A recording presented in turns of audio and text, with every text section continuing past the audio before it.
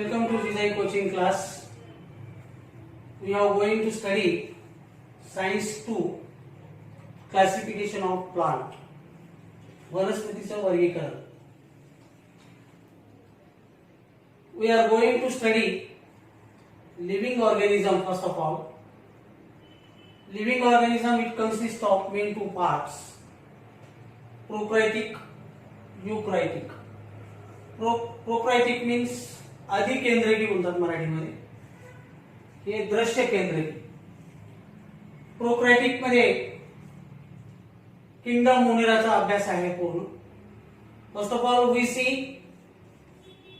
In detail Monera kingdom. First the characteristics of Monera kingdom.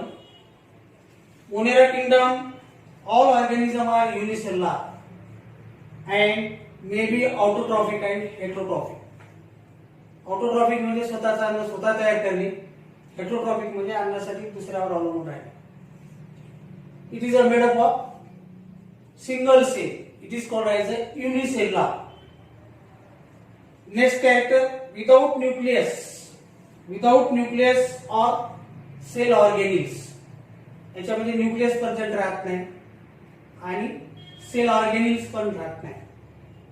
For example जर याचे पाहायचं असेल तर बॅक्टेरियामध्ये लॅक्टोबॅसिली हे त्याचं उत्तम एक्झाम्पल आहे. Next eukaryotic. Eukaryotic it consist of two parts: unicellular, multicellular. What is unicellular? It is made up of single cell. It is called as unicellular. It is included in Protista kingdom. For example, algae. So, the characteristics of Protista. Protista, it is made up of single cell and with defined nucleus, enclosed, and nuclear membrane. Nuclear membrane मध्ये असतो तो nucleus, याच्यामध्ये पण define आहे. Next character, they included autotrophs, like for example algae. Algae it is present in chlorophyll. याच्यामध्ये chlorophyll present असल्यामुळे हे ऑटोट्रॉपस मध्ये येते. नेक्स्ट एक्झाम्पल याचं देता येईल हेटरोट्रॉपस मध्ये प्रोटोझोआ. ऑटोट्रॉपिक आणि हेटरोट्रॉपिक दोन्ही याच्यामध्ये प्रेझेंट असतात. ऑटोट्रॉपिक काही आहेत, काही हेटरोट्रॉपिक आहे. हेटरोट्रॉपिकचं उदाहरण या ठिकाणी प्रोटोझोआ आपल्याला देता येईल. Next characters, the some of them have hair like this cilia and flagella. हे त्याचे उदाहरण म्हणजे cilia आणि flagella लोकोमोशन करण्यासाठी हे पार्ट त्याला उपयोगी येतात. हालचाल करण्यासाठी, लोकोमोशन म्हणजे मूवमेंट्स करण्यासाठी हे दोन पार्ट त्याच्यामध्ये प्रेझेंट आहेत. आणि याची फॉर एक्झाम्पल याचे द्यायचे असेल तर चांगले आपल्याला अमिबा, युग्लिना हे चांगले उदाहरण याचे आपल्याला प्रोटिस्टामध्ये देता येते. Next multicellular. Multicellular it consist of two parts with cell wall, without cell wall. We know that with cell wall, like this example plant, autotrophs. All living organism is autotrophs in planting. Plant मध्ये सगळे ऑटोट्रॉपस आहेत, कारण याचे जर character आपण बघितलं प्लांटीचे तर next आणि महत्वाचे characters this organism kingdom planting multicellular and cell wall made up of a cellulose. याचा जे सेल वॉल आहे सेल्युलोज पासून बनलेला आहे. And next autotrophic stationary. This plant is stationary. हे एकाच ठिकाणी असणारे लिव्हिंग ऑर्गॅनिझम आहे, एका ठिकाणाहून दुसऱ्या ठिकाणी जात नाहीत म्हणून त्यांना स्टेशनरी म्हटलेलं आहे, म्हणजे एकाच ठिकाणी असतात. आता source of food for the living world. सगळे जे लिव्हिंग वर्ल्डला सोर्स जर कुणाचं असेल फूडचं तर ते आहे प्लांटिंग. नेक्स्ट हेटरोट्रॉपस, अन्नासाठी दुसऱ्यावर अवलंबून असणारे. याच्यामध्ये उदाहरण आहेत ईस्ट आहे, मोल्ड्स, मशरूम्स हे त्याचे उदाहरण आपल्याला देता येतील हेटरोट्रॉपस मध्ये. आणि फंगीचे मेन कॅरेक्टर्स बघू आपण. याच्यामध्ये they are non green eukaryotic heterotrophic organisms. Non green आहे म्हणजेच क्लोरोफिल याच्यामध्ये प्रेझेंट नाही, म्हणून याला म्हणजे याच्यामध्ये म्हणूनच याला हेटेरोट्रॉपस असं म्हटलेलं आहे. आता most of the decaying organism use a decaying organism matter for the food and they are called as saprophytes. याला काय म्हणू आपण? सॅप्रोफाइट्स म्हणजे हे म्हणजे मृत उपजीवी, मराठीमध्ये त्याला म्हणतो आपण मृत उपजीवी सॅप्रोफाइट्सला. कारण कुजलेल्या कार्बनिक पदार्थावर हे जीवन जगत असतात आणि म्हणून यांना मृत उपजीवी असं आपण म्हटलेलं आहे. तर एकंदरीत लिव्हिंग ऑर्गॅनिझम मध्ये हे महत्वाचा भाग हे अगोदर आपल्याला समजून घेणं गरजेचं आहे. आणि त्याच्यानंतर आता आपण येऊ, we are going to study planting. प्लांटचं क्लासिफिकेशन आता आपल्याला पाहायचं आहे. मेन मुद्द्यावर आपण या ठिकाणी आता येऊ. Next point, kingdom planting. We are going to study kingdom planting. Kingdom planting, it consists of main three parts, but main two parts. First, non-vascular and vascular. First of all, what is non-vascular? Non-vascular असंवहनीय, वॅस्क्युलर संवहनी. याच्यामध्ये non vascular मध्ये असंवहनीय मध्ये या ठिकाणी आपल्याला non flowering plant जे आहेत त्यांचा समावेश होतो. थायलस वगैरे प्रेझेंट नसते याच्यामध्ये.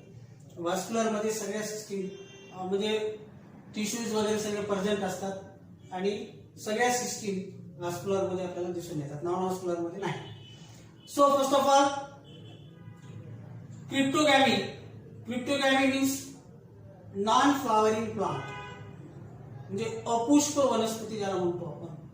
सपुष्प नाही, अपुष्प म्हणजे फुलं न येणाऱ्या वनस्पती त्याला म्हणू आपण.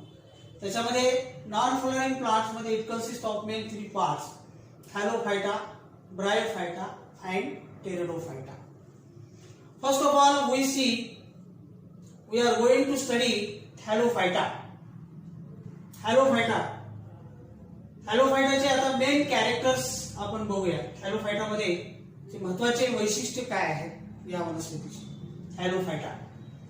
Thallophyta, these plants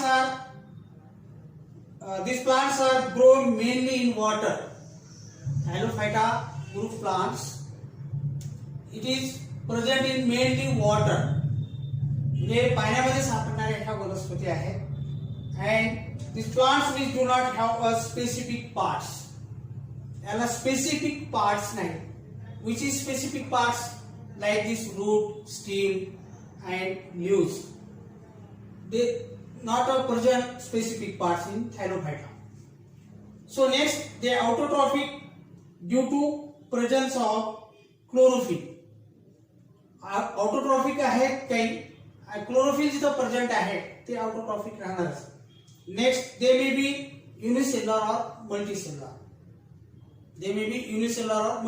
म्हणजे युनिसेल्युलर प्लांट आहे, ते युनिसेल्युलर बी ऑर्गॅनिझम आहे, त्याच्यामध्ये मल्टीसेल्युलर बी आहे. एक पेशीय पासून बनलेले बी आहेत, बहुपेशीय पण आहे. Next, some of these are found in fresh water while some found in saline water. Fresh water मध्ये काही सापडणार आहे, काही सलाईन वॉटर मध्ये म्हणजे घाण पाण्यामध्ये वगैरे असणार. Next, these plants usually have soft and fiber-like body. These plants usually soft and fiber-like body. तंतुमय शरीर आहे. आणि त्याच्यानंतर याचं उदाहरण जर घ्यायचं असेल तर आपल्याला स्पायरोगायरा, कारा ही त्याचे most useful example, spirogyra and कारा. ते हे झाले त्याचे कॅरेक्टर्स, थॅलोफायटाचे कॅरेक्टर्स. याचा प्रश्न तुम्हाला येतो की write the characteristics of Thallophyta with example. अशा पद्धतीचा प्रश्न येऊ शकतो. तर याचे थॅलोफायटाचे मेन 3 कॅरेक्टर मी तुम्हाला सांगितले. These are grow mainly in water and group of plant which do not have a specific part. First characters. Next character याचा काय सांगितला की they are autotrophic to the presence of chlorophyll. And third याच्या मी सांगितलं they may be unicellular or multicellular. त्याच्यानंतर some of these are found in fresh water or saline water. हे चार महत्वाचे कॅरेक्टर्स याचे सांगितलेले आहेत. त्याचे एक्झाम्पल स्पायरोगारा आणि कार्प. Next bryophyta. ब्रायोफायटाचे इम्पॉर्टंट कॅरेक्टर पहा. कॅरेक्टरिस्टिक्स या प्लांटचे महत्वाचे आहेत. The group of plant is called as amphibians. याला अँफिबियन्स प्लांट असे म्हणतात. Group of plant is this plant group of amphibian groups. Amphibian groups म्हणजे काय, त्याला आपण मराठीमध्ये उभयचर म्हणतो. म्हणजे मॉइश्चर याच्यामध्ये सॉइल, मॉइश्चर सॉइल मध्ये हे वाढतात आणि त्याच्यानंतर पाण्यात पण राहतात. परंतु दुसरं कॅरेक्टर जर याचं बघाल तुम्ही त्यावेळेस तुमच्या लक्षात येईल की the structure of the plant body of Bryophyta flat ribbon like structure. Flat and ribbon like structure. and next they are do not true root, stem and leaves. मुळात त्यांना मूळ खोड पान नसते. मूळ खोड पान हे आभासी असते. म्हणजे मूळ खोड पान असल्यासारखं वाटते, म्हणजे असल्यासारखे दिसतात, पण ते मूळ खोड पान नसतात. लाईक दिस एक्झाम्पल याचं सांगता येईल याच्या रूट्सच्या बाबतीत. ते रायझोड्स. रायझोड्स हे मुळा वाटतात पण ते मुळा नसतात, ते आभासी असतात. म्हणजे मुळासारखे दिसतात पण ते आभासी आहे, ते ट्रू नाही. म्हणजे याचे दोन कॅरेक्टर आपण महत्वाचे पाहिले. तिसरं character they have specific tissue for conduction of food and water. They have specific tissue present food of conduct of food and water. म्हणजे अन्न आणि पाणी वाहून नेण्यासाठी याच्यामध्ये टिश्यू प्रेझेंट असतात. टिश्यू याला आपण उती म्हणतो. उती हे प्रेझेंट असतात, त्याच्यामुळे त्याला मूळ वनस्पतीच्या वेगवेगळ्या भागापर्यंत पाणी आणि अन्न वाहून नेता येणं सोपं आहे. त्याच्यानंतर याच्यामध्ये चार कॅरेक्टर्स मी सांगितले, परत एकदा रिवाइज करतो. The group of plant is called as amphibians. Next they grow in moist soil and water for reproduction. Reproduction साठी पाण्याची गरज आहे, वॉटरची गरज आहे त्यांना, आणि हे नेमकं मॉइस्ट सॉइल मध्ये हे वाढतात. The structure of plant body of bryophyta is flat and ribbon like structure, ribbon like long structure. And next they do not have true root, stem and leaves. Third याच्यातलं character आहे they do not have specific tissue for conduction of food and water. याच्यामध्ये specific tissue नाही, म्हणजे उती याच्यामध्ये म्हणजे specific उती याच्यामध्ये नाहीत, जे मूळ म्हणजे पाणी आणि अन्न वाहून नेण्यासाठी. ब्रायोफायटामध्ये म्हणजे टिश्यू प्रेझेंट नसतात, असतात पण ते पाणी आणि अन्न वाहून नेण्यासाठी त्याचा काही उपयोग होत नाही. नेक्स्ट टेरेडोफायटा. टेरेडोफायटा हे याच्यामध्ये मात्र आपल्याला याचे कॅरेक्टर मात्र आपल्याला व्यवस्थित सांगता येतील की this plant group of well develop. म्हणजे हा जो प्लांट आहे वेल डेव्हलप प्लांट आहे. याच्यामध्ये रूट, स्टीम, लीव्स, फ्लावर हे सगळे प्रेझेंट असते, आणि म्हणून याला वेल डेव्हलप प्लांट असं म्हणतो आपण. But separate tissue present for conduction of food and water. याच्यामध्ये सेपरेट टिश्यू प्रेझेंट असतात, conduction of food and water, पाणी आणि अन्न वाहून नेण्यासाठी याच्यामध्ये सेपरेट असे टिश्यूज असतात, म्हणून हे वेल डेव्हलप्ड आहे. Next this plant reproduce asexually by spore formation. Asexually plant जे आहेत ते स्पोर फॉर्मेशन करतात, म्हणजे त्यांचं म्हणजे स्पोर फॉर्मेशन मध्ये त्याचं रिप्रोडक्शन होते. Asexual plant. And sexual plant by zygote formation. म्हणजे सेक्शुअल प्लांट जे आहेत ते झायगोट द्वारे त्याचं फॉर्मेशन करतात, आणि असेक्शुअल प्लांट जे आहेत ते स्पोर फॉर्मेशन याचं पुनरुत्पादन करतात. म्हणजे याचं प्रजनन बीजाणूद्वारे होते आणि त्याच्यानंतर झायगोट फॉर्म होऊन सुद्धा याचं रिप्रोडक्शन होते. याचं उदाहरण पाहायचं असेल तर लायकोपोडियम, मार्शेलिया अँड फॉर हे त्याचे मोस्ट एक्झाम्पल आपल्याला देता येते. त्याच्यानंतर व्हॉस्क्युलर प्लांट जे की वेल डेव्हलप प्लांट आहे, याच्यामध्ये It consists of main two parts, gymnosperm and angiosperm. First of all, what is gymno? जिम्नोचा अर्थ या ठिकाणी आहे, जिम्नोचा अर्थ आहे नेक्ड. नेक्ड म्हणजे उघडे. स्पर्म म्हणजे सीड, बिया, म्हणून उघडे बिया. जिम्नोस्पर्म म्हणजे उघड्या बिया असणारे वनस्पती.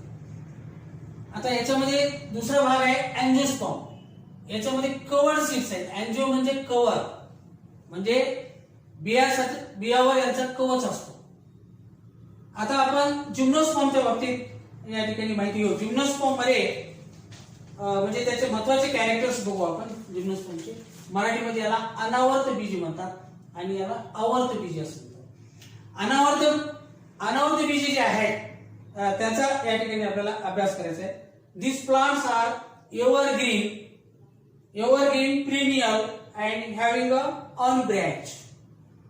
म्हणजे दिस प्लांट इज एव्हरग्रीन म्हणजे सदाहरित, बहुवार्षिक, आणि त्याच्यानंतर त्याला दुसरं आपण असं म्हणता येईल अनब्रँच्ड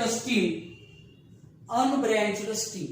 म्हणजे या झाडांना फांद्या नसतात, सदाहरित असतात, बहुवार्षिक आहेत. आणि त्याच्यानंतर दुसरं महत्वाचं याचं सांगता येईल कॉनिफर लीव्स. कॉनिफायर लीव्स म्हणजे कसं की पानांचा मुकुट असतो, यांना पानाचा मुकुट असतो. परत एकदा हे कॅरेक्टर लक्षात घ्या, मराठीमध्ये सुद्धा सांगतो. सदाहरित, बहुवार्षिक आणि पानाचा मुकुट असणारे हे वनस्पती आहे. म्हणून याला असं म्हटलेलं आहे की this plants are evergreen perennial having a unbranched and conifer leaves. त्याच्यानंतर दुसरा कॅरेक्टर सांगता येईल this plants bear a separate male and female flowers called as cones. याच्यामध्ये separate male and female flowers bears असतात. म्हणजे सांगायचं तात्पर्य असं आहे की याच्यामध्ये सेक्शुअल रिप्रोडक्शन साठी बीजाणूवर दोन्ही असतात, मेल अँड फिमेल. एकीकडे मेल आणि एकीकडे सेपरेट बिअर्स आहेत. म्हणजे separate bears male and female flowers called as cones. म्हणून त्याला नर आणि मादी हे वेगवेगळ्या बीजाणूवर असतात. म्हणून त्याला या ठिकाणी आपण शंकू कोन्स म्हणजे शंकू सारखे त्याचा आकार असतो. त्याच्यानंतर तिसरं कॅरेक्टर याचं महत्वाचं जे do not have fruit and their seeds. म्हणजे याला वेगळं फ्रूट येत नाही, तर सीड म्हणजेच त्याचं फ्रूट असतं. म्हणून याला नेक्ड सीड्स असं म्हटलेलं आहे. ते 3 कॅरेक्टर्स याच्यामध्ये जिम्नोस्पर्म मध्ये मी सांगितले. फर्स्ट कॅरेक्टर सांगितलं this plants are evergreen perennial आणि हॅव्हिंग अ ब्रँच्ड स्टीम. म्हणजे या ठिकाणी अनब्रँच्ड स्टीम म्हणजे या ठिकाणी कसं आहे, झाडांना फांद्या नाहीत, सदाहरित आहेत. हे एक महत्वाचं कॅरेक्टर सांगितलं. दुसरं याचं कॅरेक्टर सांगितलं this plants are bear separate male and female flowers. It is called as a cones. आणि थर्ड कॅरेक्टर याचं सांगितलं they do not form fruits. म्हणजे फ्रूट फॉर्म करत नाहीत. Their seeds are open. याचे सीड्स जे आहेत ते ओपन आहेत. उदाहरण याचं पाहायचं असेल तर सायकस, पायनस, देवदार. आता या जिम्नोस्पर्मचं बेस्ट एक्झाम्पल आपल्याला दैनंदिन जीवनामध्ये दररोज आपण पाहू शकता तो सायकस आहे. गार्डन मध्ये आपल्या विसावा गार्डन मध्ये हा सायकस सापडतो प्लांट. या सायकस म्हणजे नारळाचं झाड जसं असते तसं आहे. त्याला अनब्रँच्ड आहे, ब्रँचेस वगैरे नाहीत, उंच जाणारा हा आहे. त्याच्यानंतर देवदार हा थंड हवेच्या ठिकाणी हे प्लांट असतो. काश्मीर वगैरे किंवा जिथं बर्फ पडतो तिथं देवदार हे प्लांट आपल्याला सापडतात. त्याच्यानंतर अँजिओस्पर्मचे सुद्धा कॅरेक्टर या ठिकाणी आपल्याला लक्षात घ्यावे लागतील. कॅरेक्टर काय आहे, this plants bear flowers and reproductive organ develop inside the fruit. पहा याच्यामध्ये रिप्रोडक्टिव्ह म्हणजे महत्वाचं काय आहे की this plants are bear flowers and reproductive organs. Reproductive organs याच्यामध्ये प्रेझेंट असतात एक. आणि दुसरं महत्वाचं काय की याचं जे वेल डेव्हलप असल्यामुळं याचे जे फ्रूट आहे ती इनसाइड आहे. म्हणजे कवचाच्या आत सीड आहेत, बिया असतात. कवचाच्या बाहेर नाही, त्या कवचामध्येच बिया असतात. त्याचं उदाहरण आपल्याला देता येईल मिर्च, मस्टर्ड हे त्याचं उदाहरण आपल्याला देता येईल. त्याच्यानंतर seeds may be have a single cotyledon. याचे जे सीड्स आहेत ते सिंगल कॉटिलेडॉन आहे आणि मोनोकॉटिलेडॉन सुद्धा आहे. डायकॉटिलेडॉन, मोनोकॉटिलेडॉन दोन्ही सीड्स याच्यामध्ये आपल्याला सापडत आहेत. हे त्याचं उदाहरण या ठिकाणी मेच, मस्टर्ड हे त्याचं उदाहरण आपल्याला देता येईल. त्याच्यानंतर हे जे अँजिओस्पर्म मध्ये मोनोकॉट आणि डायकॉट आहे, याच्यामध्ये आपल्याला 3-4 गोष्टी लक्षात घ्याव्या लागणार आहेत. याच्यामध्ये सीड, रूट, स्टीम आणि लीफ, फ्लॉवर या चारही बाबतीत आपल्याला विचार करावा लागणार. मोनोकॉट मध्ये सुरुवातीला मोनोकॉट मध्ये 1 कॉटिलेडॉन असतो आणि डायकॉट मध्ये 2 कॉटिलेडॉन म्हणतो आपण. म्हणजे या ठिकाणी एखादं सीड असेल, त्याचे जर समजा 2 समान भाग होत असतील तर त्याला आपण या ठिकाणी म्हणजे डायकॉटिलेडॉन म्हणतो. आणि मोनोकॉट मध्ये मात्र हे आपल्याला सापडणार नाही. म्हणजे डायकॉट आणि मोनोकॉट मधला हा फरक आहे. रूट याचे डायकॉट मध्ये प्रायमरी रूट असतात आणि मोनोकॉट मध्ये फायबरस रूट आहे. त्याच्यानंतर स्टीम, याच्यात स्ट्रॉंग स्टीम आहे. डायकॉट मध्ये स्ट्रॉंग स्टीम आहे. मोनोकॉट मध्ये आपल्याला या ठिकाणी म्हणजे डायकॉट मध्ये थोडस आपल्याला फास्ट स्टीम दिसेल आणि मोनोकॉट मध्ये स्ट्रॉंग दिसेल. त्याच्यानंतर डायकॉट मध्ये रेटिक्युलेट आहे. लीफ याचे रेटिक्युलेट आहे. रेटिक्युलेट म्हणजे त्याला काय म्हणू आपण मराठीमध्ये जाळीदार. याचं उदाहरण द्यायचं असेल तर आपण पिंपळाचं पानाचं उदाहरण देऊ शकता. आणि याच्यामध्ये मात्र मोनोकॉट मध्ये पॅरलल आहे. पॅरलल आहे म्हणजे समांतर रेषा असणारे पान आहे. त्याचं उदाहरण द्यायचं असेल तर आपण बनानाचं चांगलं एक्झाम्पल आपल्याला घेता येईल. त्याच्यानंतर फ्लावर. डायकॉट मध्ये फ्लावर जे आहेत, फ्लावर विथ 4 to 5 पार्ट्स. याच्या पानाला 4 ते 5 म्हणजे पार्ट्स असतात, पाकळ्या ज्याला म्हणतो डायकॉट मध्ये. आणि मोनोकॉट मध्ये मात्र 3च असतात. हे याच्यातलं उदाहरण आपल्याला सांगता येईल. सो किंगडम प्लांटी याच्यामध्ये थॅलोफायटा, ब्रायोफायटा, टेरिडोफायटा आणि व्हास्कुलर मध्ये जिम्नोस्पर्म, अँजिओस्पर्म आणि त्याच्यात परत मोनोकॉट, डायकॉट हे डिटेल मध्ये आपण या ठिकाणी पाहिलेलं आहे. अशा पद्धतीने क्लासिफिकेशन ऑफ प्लांट मध्ये आपण डिटेल बघितलेलं आहे.